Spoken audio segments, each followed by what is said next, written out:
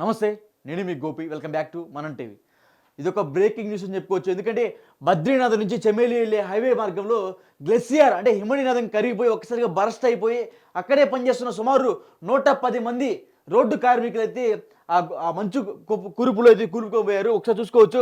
ఇదంతా కూడా హిమనీనదం కరిగిపోయి అంటే ఇట్ మీన్స్ ఒక్కసారి అక్కడ ఉన్న మంచు మొత్తం కూడా ఒకసారి కూలిపోయింది వాళ్ళ మీద. సో వాళ్ళ కోసం అయితే ఎన్డీఆర్ఎఫ్ బృందం అదేవిధంగా సిఆర్డిఎఫ్ బృందం కూడా మొత్తం వాళ్ళ కోసం గాలింపు చర్యలు అయితే చేపడుతున్నారు. సో మన బ్యాక్గ్రౌండ్ చూసుకోవచ్చు. సో ఇక్కడున్న ఎన్డీఆర్ఎఫ్ బృందం కూడా ఎవరైతే ఇప్పుడు ఆ మంచు కురుపులో కుప్పిపోయి ఉన్నారో కూలిపోయి ఉన్నారో సో వాళ్ళని రెస్క్యూ చేసే ప్రయత్నం అయితే వాళ్ళు చేస్తున్నారు. సుమారు 100 మందికి పైగా ఆ మంచు కురుపులో అయితే పడిపోయి ఉన్నారంట. సో దాంట్లో సుమారు 10 మందిని అయితే ఇప్పటికీ ఎన్డీఆర్ఎఫ్ బృందం కాపాడింది. మరొక 100 మందికి పైగా అక్కడే ఉన్నారంట. ఒకసారి మొత్తం పూర్తిగా వీడియో చూసుకోవచ్చు. ఒకసారి మనం ఇవన్నీ కూడా అక్కడ విజువల్స్ అయ్యి చూసుకోవచ్చు. అక్కడ ఎవరైతే ఇప్పుడు ఆ మంచులో కూరుకుపోయిన వ్యక్తులను అయితే బయట తీసుకొని రావడం జరుగుతుంది. సుమారు 10 మంది అయితే మాత్రం ప్రస్తుతానికి అయితే బయట తీసుకొని వచ్చారు.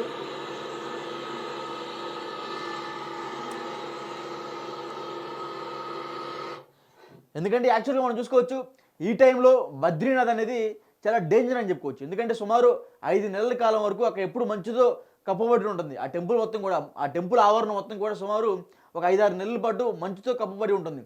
సో అలాంటి టైంలో కేవలం రోడ్డు వేస్తున్న కార్మికులు ఒకసారిగా కూలిపోయేసరికి హిమనీనదం మొత్తం వాళ్ళ మీద బరస్ట్ అయిపోయింది. సో ఆ బరస్ట్ అయిన క్రమంలో సుమారు 100 మందికి పైగా మంచు కుప్పలు అయితే పడిపోయి ఉన్నారు. సో వాళ్ళ కోసమే ప్రత్యేకంగా ఎన్డీఆర్ఎఫ్ బృందాలు అయితే చర్యలు చేపట్టాయి. సో ఇంకా ఒక వీడియో ఉంది, దాన్ని కూడా చూడొచ్చు. ఒకసారి మనం చూసుకోవచ్చు. అంతా మొత్తం ఒకసారిగా బరస్ట్ అయిపోయింది. అక్కడున్న ఏదైతే ఈ మంచు హిమనీనదం ఏదైతే ఉందో అదంతా ఒకసారిగా బ్లాస్ట్ అయింది. దీన్ని గ్లెజరిన్ అని కూడా అంటారంట. ఇవన్నీ కూడా ఇదే మొత్తం ఒక్కసారిగా పడిపోయింది. ఆ ఇల్లు కూడా మనం చూసుకోవచ్చు. సుమారు ఇంట్లో ఉన్న కొంతమంది కూడా చనిపోవడం జరిగిందంట. అక్కడ ప్రస్తుతానికి అయితే మాత్రం సుమారు ఒక 10 మందిని అయితే మాత్రం రెస్క్యూ చేయగలిగారు. ఇంకా 100 మంది పైగా ఆ మంచు కుప్పల్లోనే ఉండిపోయారంట.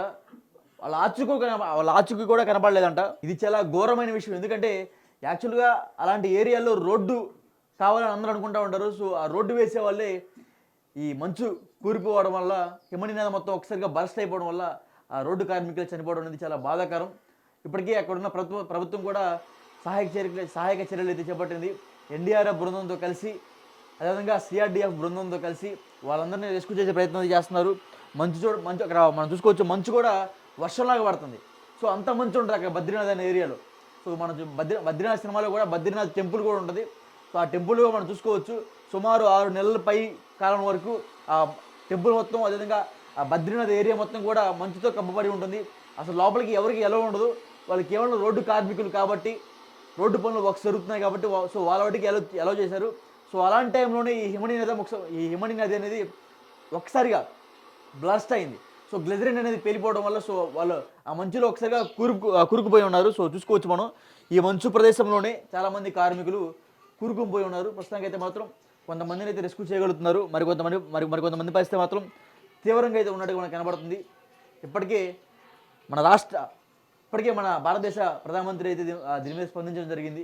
సో చూసుకోవచ్చు మనం ఎవరైనా ఈ టైంలో బద్రీనాథ్ వెళ్తుంటే చాలా జాగ్రత్తగా వెళ్ళాలి. అసలు వెళ్ళకూడదు కూడా. ఈ కేదార్నాథ్ బద్రీనాథ్ వంటి ఈ ఏరియాస్ మొత్తం కూడా ఈ టైంలో మంచుతో కప్పబడి ఉంటాయి. ఏ టైంలో ఏం జరుగుతుందో తెలీదు.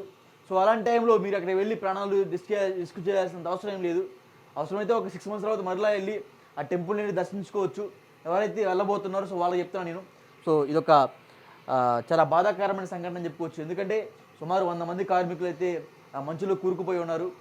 సో ఇది చాలా బాధాకరమైన విషయం. మంచు కూడా చూసుకోవచ్చు, వర్షంలాగా పడుతుంది అక్కడ మంచు కూడా. సో ఇది పరిస్థితి. మరి ఏం జరుగుతుందో చూడాలి. ఒకసారి ఎవరైనా మీలో కూడా ఈ బద్రీనాథ్ వెళ్ళే ఆలోచన వరకు ఉంటే ఈ ఆలోచన ఒకసారి ఆపేసుకోండి. ఎందుకంటే మనకి అక్కడ నిదర్శనంలో కనబడుతుంది. అదేవిధంగా ఇప్పుడు చాలామంది ఆ మంచు కూర్పులో కుప్పిపోయి ఉన్నారు కాబట్టి వాళ్ళందరూ మనం క్షేమంగా బయటికి రావాలని మనస్ఫూర్తిగా కోరుకున్నాము. సో మీరు కూడా ఆ విధంగా కోరుకోండి.